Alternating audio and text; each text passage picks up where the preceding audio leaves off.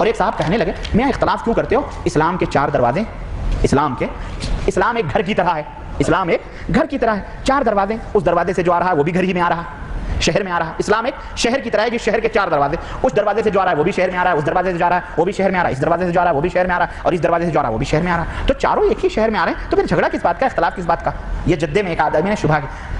اللہ، ہم نے کہا ماشاءاللہ سوال تو واقعی شبہ بڑا، سب کو واقعی کی بات ہے پھر اختلاف۔ تو ہمارے بزرگ تھے، ان سے اصل میں یہ سوال ہوا تھا،